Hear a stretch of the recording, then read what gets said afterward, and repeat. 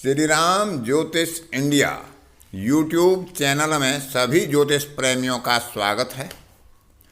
आज की कक्षा का विषय प्रसंग है आपके द्वारा कमेंट बॉक्स में पूछे गए प्रश्नों में से कुछ चुने हुए प्रश्नों की ज्योतिषीय आधार पर जो समाधान करने का प्रयास किया जाता है उसका 33वां संस्करण आपके सामने प्रस्तुत है। वैसे तो कमेंट बॉक्स में ही आपके प्रश्नों के समाधान दे दिए जाते हैं, फिर भी सामूहिक रूप से जो प्रश्न सभी के लिए उपयोगी समझता हूँ उन्हें सभी के सामने महीने में एक बार प्रयास करता हूँ रखने का, उनका समाधान बताने का। तो आज की कक्षा में उसी बात पर विचार किया जाएगा कि जो कुछ प्रश्न आपके द्वारा पूछे गए हैं उनमें से कुछ चुने हुए प्रश्नों के उत्तर आपके सामने देने का प्रयास और उसका 33वां भाग आपके सम्मुख प्रस्तुत है। पहला प्रश्न श्रीमान अनिल पारीक द्वारा पूछा गया है। उनका प्रश्न काफ़ी लंबा था। पंचक नक्षत्रों के बारे में उनका सवाल था, जिनमें कुछ समाधान पीछे की कक्षा में दे दिया गया था। जो पंचक नक्षत्रों में कौन कौन से कार्य वर्जित होते हैं, उनका क्या परिहार करके उन कार्यों को संपन्न किया जा सकता है परिस्थितिवश यदि वे कार्य करने पड़ जाएं। तो उन्होंने पूछा है कि मृत्यु समय पर पंचक का प्रयोग करें या दाह संस्कार के समय, यानी यदि मृत्यु पंचक नक्षत्र में होती है तो क्या उसको परिहार किया जाए अथवा दाह संस्कार के समय जो पंचक नक्षत्र पड़ रहे हों उसमें परिहार किया जाए। तो मृत्यु पंचक नक्षत्र में होने पर कोई प्रतिबंध नहीं है, क्योंकि वह ईश्वर का विधान है। व्यक्ति के हाथ में केवल उनका दाह संस्कार करना होता है। तो दाह संस्कार के समय में पंचक नक्षत्र को वर्जित माना गया है। यदि पंचक नक्षत्र दाह संस्कार के समय पर पड़ता है तभी उसका विचार किया जाना चाहिए और उसका परिहार 5 पुत्तल बनाकर विधि विधान से उनका भी दाह संस्कार करके किया जाता है, जो पीछे की कक्षा में बताया जा चुका है।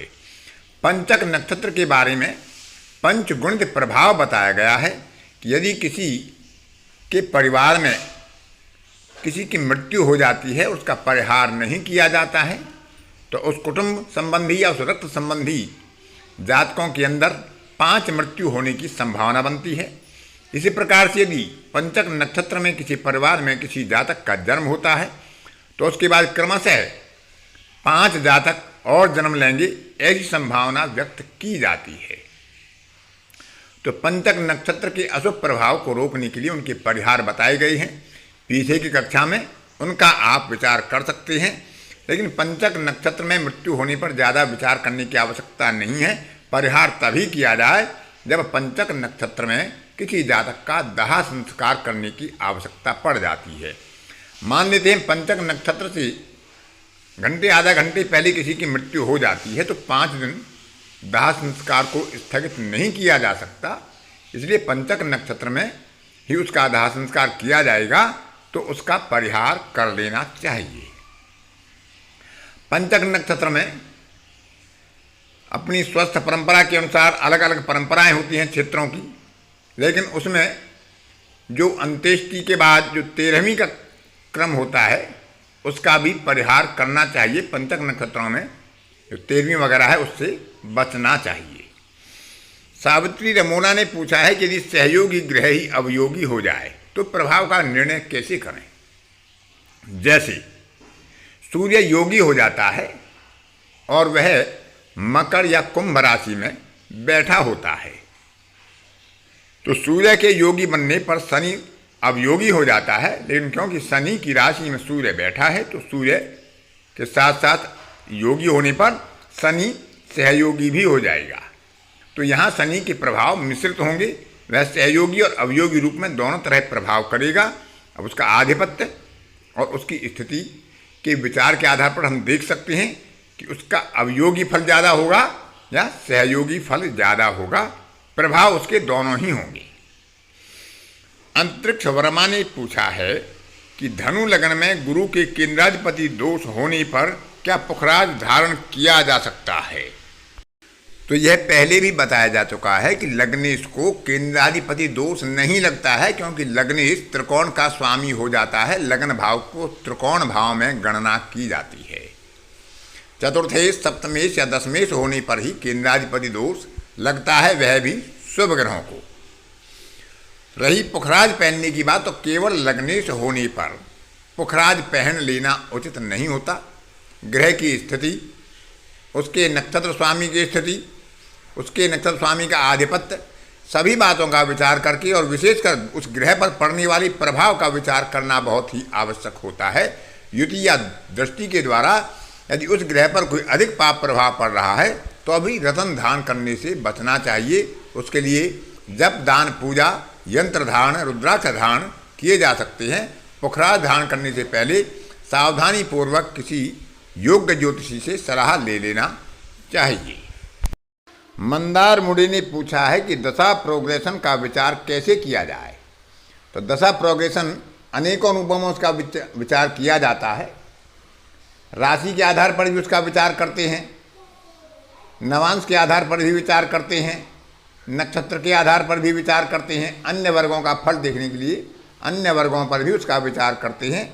आगे आने वाली किसी कक्षा में इसको विस्तार से समझाने का प्रयास किया जाएगा। सुधा अग्रवाल ने पूछा है, यदि योगी ग्रह शून्य राशि का स्वामी बन जाए तब उसका फल कैसा होगा। तो यदि वह शून्य राशि में ही बैठ जाता है, अपनी राशि में या अन्य किसी दूसरी शून्य राशि में बैठ जाता है, तो उसके फल में कोई कमी नहीं आएगी। अन्यथा शून्य राशि का स्वामित्व होने पर, योगी ग्रह होने पर भी उसके फलों में कुछ ना कुछ कमी आ जाएगी। लेकिन उसके नक्षत्र में बैठने वाली ग्रह योगी ग्रह के जैसे फल देने का पूरा प्रयास करेंगे, जितना भी उनका बलाबल होगा, जैसी भी उनकी स्थिति होगी। तो शून्य राशि का स्वामी होने पर कुछ ना कुछ कमजोरी उसके फल देने में स्वाभाविक रूप से आ जाएगी, लेकिन उसका योगी होना समाप्त नहीं होगा। फिर भी वह योगी ग्रह होगा और योगी ग्रह जैसे फल प्रदान करेगा। एपी, इन्होंने पूछा है कि होरा, चौघड़िया आदि मुहूर्त हैं, उनका विचार कर्म करते समय किया जाए या परिणाम करने के समय। इनका विचार था कि जैसे शेयर आदि में पैसा लगाते हैं, तो इनका पूछना था कि क्या शेयर में निवेश करते समय होरा चौघड़िया का विचार किया जाए, मुहूर्त का विचार किया जाए, या पैसा निकालते समय विचार किया जाए। तो किसी भी कर्म का प्रारंभ होता है, उसी की मुहूर्त होती है, अंतिम परिणाम उसी के ऊपर निर्भर करता है। तो परिणाम क्या होगा, शुभ होगा या अशुभ होगा, वह इस बात पर निर्भर करता है कि आपने जब कार्य प्रारंभ किया तब कैसे ग्रहों का योग था। तो कार्य के प्रारंभ करने पर मुहूर्त का, होरा का, चौघड़िया का उपयोग करना चाहिए। परिणाम तभी अच्छे समय पर अच्छे परिणाम प्राप्त होंगे। तो परिणाम प्राप्ति की संभावना होरा और चौघड़िया से ना देखें। जब अच्छे परिणाम प्राप्त हों आप उसका उपयोग कर सकते हैं, लेकिन विचार कर्म करते समय करें। एजटेक वीडियो, ये इनकी आईडी है। इन्होंने पूछा है कि सभामुख से क्या तात्पर्य है। सभामुख का अर्थ है कि व्यक्ति को सारा कुछ ज्ञान होने के बाद भी, क्षमता होने के बाद भी, जब उसे आवश्यकता पड़ती है चार व्यक्तियों के सामने या किसी सभा विशेष में या साक्षात्कार आदि में, वह अपनी बात को प्रकट नहीं कर पाता है, मूक रह जाता है, शांत रह जाता है, और बाहर आकर उसे याद आता है कि उसे इस बात का ध्यान था, ज्ञान था और वह इसका उपयोग कर सकता था, लेकिन वह नहीं कर पाया। तो ऐसी स्थिति जिन जातकों के साथ होती है उन्हें सभामुख कहा जाता है। ज्योतिष में इसके अनेकों अनेक योग होते हैं। मनीष चौकसे ने पूछा है कि कृष्णमूर्ति पद्धति की अधिकतम विद्वान कृष्णमूर्ति पद्धति को उत्तम और वैदिक ज्योतिष को पिछड़ा बताते हैं, क्या ये उचित है। हमें अधिकार नहीं है बंधु किसी भी विधा को कमजोर, पिछड़ा या घटिया बताने का। यदि कोई विधा हमें नहीं आती है, हम उसको समझ नहीं पाते हैं, तो उसको हमें घटिया पिछड़ा बनाने का अधिकार नहीं है। यह तो ठीक वैसे ही होता है जैसे अंगूर ना मिलने पर लोमड़ी ने कह दिया था कि अंगूर खट्टे हैं। हर विधा का अपना उपयोग होता है। कृष्णमूर्ति पद्धति का उदय भी वैदिक ज्योतिष से ही हुआ है, क्योंकि उसमें जो नक्षत्र, उपनक्षत्र और उप नक्षत्र का विचार किया जाता है वह विंशोत्तरी दशा के आधार पर दशा, अंतरा और भुक्ति के स्वामियों का ही विचार होता है। उनमें उन्होंने नक्षत्र से आगे उपनक्षत्रपति का विचार किया है, तो यह एक एडवांस वर्जन है वैदिक ज्योतिष का ही। तो वैदिक ज्योतिष की निंदा करना कदापि उचित नहीं है। यदि हमें कोई ज्योतिष नहीं आती है, लाल किताब नहीं आती है, केपी नहीं आती है, तो हमें उन्हें घटिया या पिछड़ा बताने का अधिकार नहीं है, और कोई भी विद्वान व्यक्ति ऐसा नहीं करेगा। ऐसा मेरा अपना निजी विचार है। रंजीत वाही ने पूछा है कि आपके पहले सिद्धांत को मैं गलत साबित कर सकता हूं, वह भी उदाहरण कुंडली के प्रमाण के साथ। तो यहीं हम गलती कर जाते हैं कि हम केवल एक सिद्धांत को पकड़कर बैठ जाते हैं कि यह लागू क्यों नहीं होता है। कोई सिद्धांत बनता है, कोई योग बनता है, तो वह भंग भी होता है। मैं बार बार इस बात को कहता हूं। अनेकों व्यक्तियों की कुंडली में उच्च का शनि लग्न में बैठा होता है, वह सामान्य व्यक्ति का जीवन गुजार कर अपना जीवन पूरा कर लेते हैं। अनेकों व्यक्तियों के बहुत अच्छे योग नहीं बनते दिखाई देते हैं और वह एक अच्छी सफलता प्राप्त कर लेते हैं। तो केवल एक सिद्धांत पर फलित नहीं किया जाता है। आप अनेकों सिद्धांतों को प्रमाणित कर देंगे कि वो गलत हैं, लेकिन सही साबित करने के लिए आपको शोध करना होगा। आपको जानना होगा कि यदि वह गलत है तो गलत क्यों हुआ, यदि वह सही सिद्धांत नहीं बनना है तो कहाँ उसमें दोष है, किस कारण से वह योग भंग हो रहा है, आपको वह ज्ञान करना होगा। केवल एक सिद्धांत पर कि उच्च का ग्रह या स्वराशि का ग्रह केंद्र में बैठ गया तो पंच महापुरुष योग बनाकर आपको राजा बना देगा, नितांत गलत है। अन्य ग्रहों का योग भी देखना चाहिए, सभी योगों को देखना चाहिए। नवांशगत स्थिति, दशमांशगत स्थिति, परस्पर दृष्टि और युति का संबंध, सभी का विचार करने के बाद सही निर्णय पर पहुंचा जा सकता है। केवल एक सिद्धांत पर फलित कर देना सर्वथा अज्ञानता या नादानी होती है।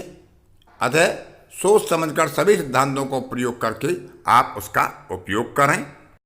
तो आज का 33वां संस्करण आपके प्रश्नों के समाधान का पूर्ण हुआ। आज की कक्षा में इतना ही। अन्य किसी कक्षा में फिर किसी नए विषय पर आपके साथ मुलाकात होगी। तब तक के लिए अपनी वाणी को विराम देता हूँ। धन्यवाद।